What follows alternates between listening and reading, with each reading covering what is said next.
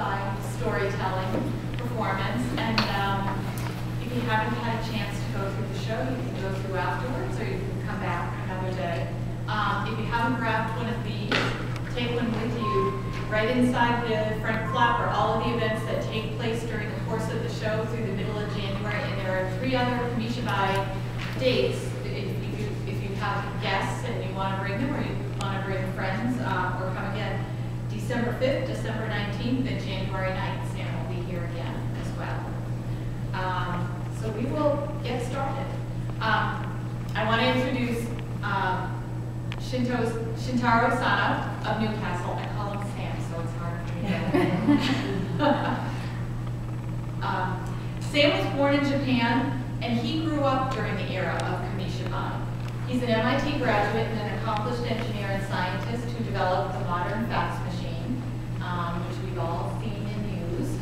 And he's an inventor of the computer tablet widely used in the commercial point-of-sale credit card transactions when customers are asked to sign on. There's many other well-known inventions as well. Today he's presenting a KAMISHIBAI story that he wrote, and the graphic work, the illustrations, were done by a Serbian artist named Boris Savic, who specializes in the primitive style. They're absolutely beautiful.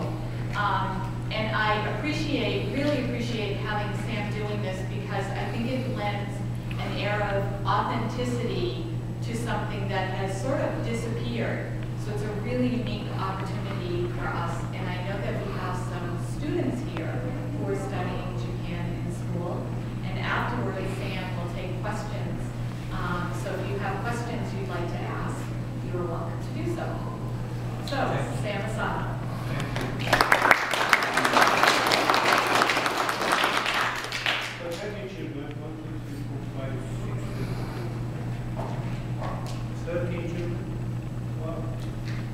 Last time we had many more people, but there were very few children. And this story really is sort of like middle to high school level, and so maybe it's a little bit difficult for them, but we'll try. KAMISHIBAI, the word kami means paper, things.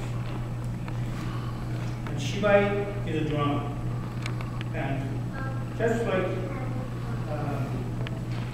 good humor people that comes around the street corners.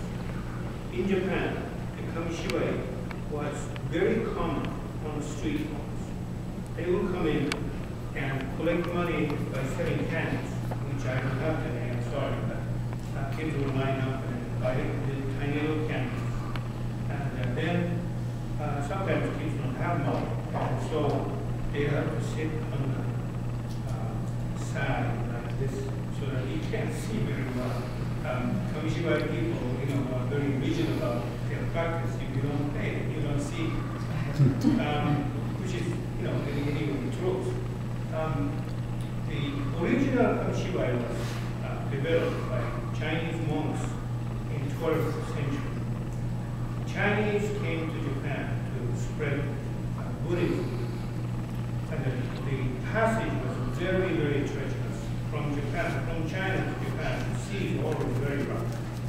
And they arrived in a very primitive world, and then they encountered language barrier of a very serious nature.